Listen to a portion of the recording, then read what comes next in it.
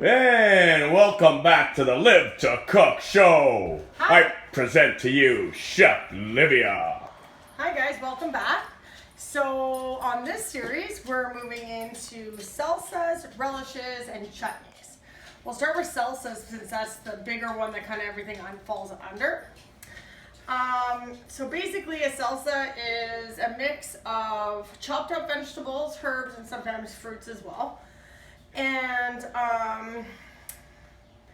basically actually salsa, because we're talking about sauces, is our big one right now. We're looking at cold sauces. Actually translates in Italian and Spanish to sauce. So really it's a sauce, right? And so this can be one of your cold sauces that you choose, a variety of any kind of salsa. So we'll get started and we'll take a look at some different ingredients you can use and play around with some different methods. So we're going to take a look at a tomato salsa, a basic salsa here with tomatoes. We have some chopped up cilantro, we have jalapenos, we have some green peppers, we have some lime zest and some lime juice. And we'll talk about the acid in a minute. And we've got garlic.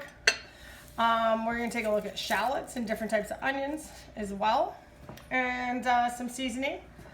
And how we're going to put that together.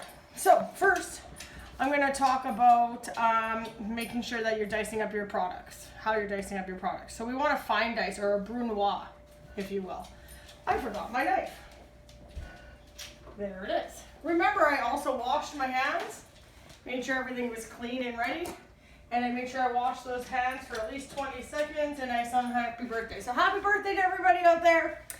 And so now we'll talk about dicing the onion. We want to come in, the more slight, and come in again. And not all the way through the core. So we're coming from the core to the core.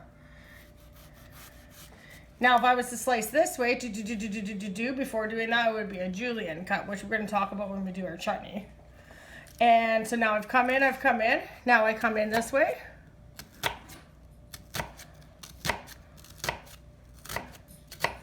And now I slice. And that's how I'm going to get a nice even dice on my onions.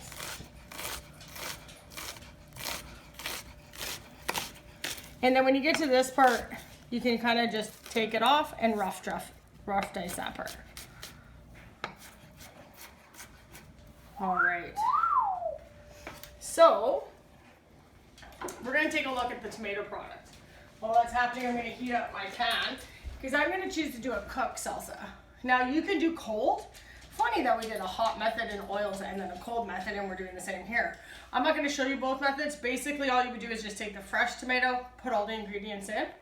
And that could be a pico. Where this one, I'm going to do a sauté blend of the veg. Sweat that veg, get it up. Now you can use canned concassé tomatoes, fresh tomatoes, or you can concassé your own tomatoes. Now I've already cooked this tomato, boiled this tomato for about 5 minutes. Now I'll show you how I set it up. So you're just going to score a little X at the bottom, okay? If I had a shark knife at home, I would just use my shark knife, but you're going to take out the core here. All right, and you're going to boil that for about 5 minutes until the skin starts to come apart, like so. Now I've already cooled this down, okay? And then you'll be able to really peel that right off. Now aroma tomatoes are really good for concassé tomatoes because it's more meaty and has less seeds. So sometimes people go this way, which is fine. A student actually showed me this. Shout out to Kay. You can go this way and you're going to have better access to your seeds. And you're going to take those seeds out. So a concassé tomato is basically a skinned and seeded tomato. Now, and that little bowl here would have been nice for that, but it's okay.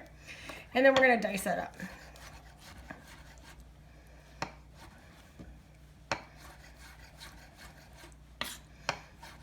Now I can feel my pan behind me ready to go. Now remember we did flavored oils. Well, why not use my, why not use my flavored oil from the other day that already has the cilantro, lime, chili pepper feel. Great for a salsa. So I'm gonna get that hot in my pan.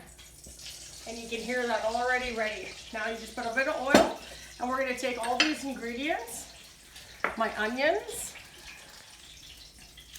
and my garlic, and my peppers, and my cilantro at the end.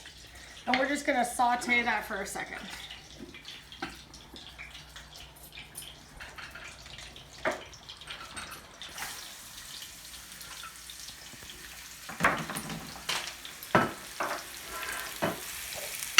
Now I might have put a little too much oil in there, but that's okay. Let's stir that up. Remember that oil has a nice flavor already.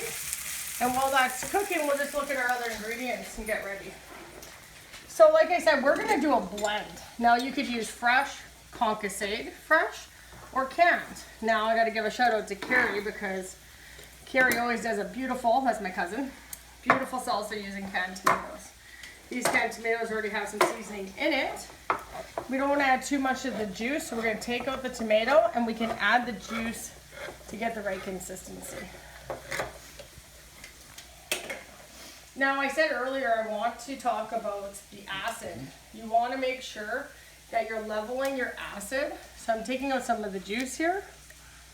All right, I have my concassate tomato, I have a little bit of fresh and canned. Now we got to look at the acid. We want to add some acid in there. Make sure no seeds get in there. You can use lime. I guess you could use vinegar as well, but this is a better choice for flavor. And that's going to level the pH balance with that tomato. Okay. Now we have our veg over here, all sauteed and ready to go. We want to sweat it, but we don't want to brown it. So it's just right. We're going to bring that over here. We could cool that down first, but whatever.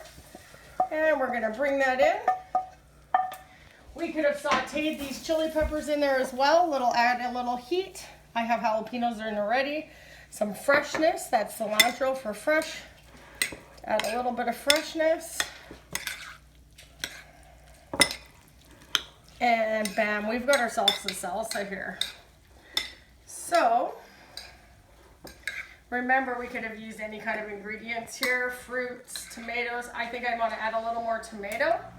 And if I ask my wonderful husband, who's helping with the video, to pass me those nacho chips behind him, we'll find out if this salsa is ready to go. Of course, I'm going to let this chill, add more flavor to it, but let's just make sure, right? You want to always taste what you're making.